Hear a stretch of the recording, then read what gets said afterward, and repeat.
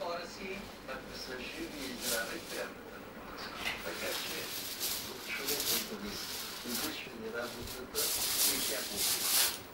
За обаче 63 години е добра възраст, човек да излезе в заслужен отпуск. Мотивите. Трябва да има някаква принуда. Не може да кажа, че... Факт на бебито работа от царя Боби, не си подредила чанта. Аз да си не работя. Така че добре и пъти.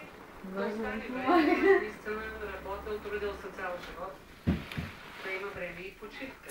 Изследването е установило още, че възрастните хора, които продължават да работят, са с по-добро самочувствие и по-здрави психически. Ние Буклева от 30 години преподава музикално училище. От 10 години е пенсионирана, но никога не е спирала. И ти нищо не се става, тя скоро да си игра. Което знае. Наскоро обаче трябва да остане вкъщи, за да даде път. Всички там тя ги намеря. Изпаднах в нервна криза, безполезна съм, а не може да си представите колко сили, енергия и желание има в мен. Важното условие човек да е здрав и щастлив е да може да се студира плодовете.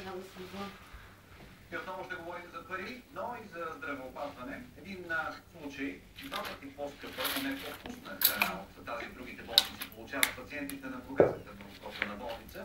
Според новият изпълнителен директор, формално няма нарушение от страна на фирмата доставчик на храна. Въпреки това, договорът е изключително финансово неизгоден за лечебното заведение, което в момента дължи над 10 милиона лева на различни фирми. Репортаж на Цеца Алексова и Красимир Желязков.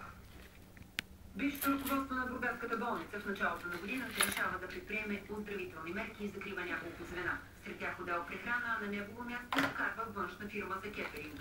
До тук нищо необичайно. Само, че месеци по-късно ревизия установява, че договорът е финансово неизгоден.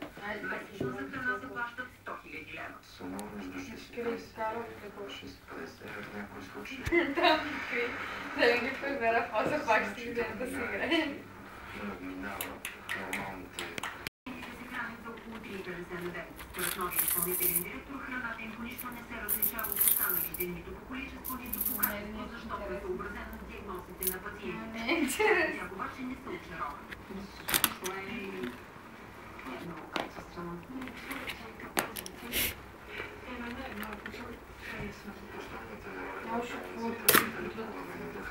Единственото предимство са индивидуалните упаковки. Договорът за изхранване на пациентите в Бургаската болница е само един от няколкото неизгодни, установени от новото ръководство на Бургаското лечебно заведение. Ръководството ще търси начин за предоговаряне на условията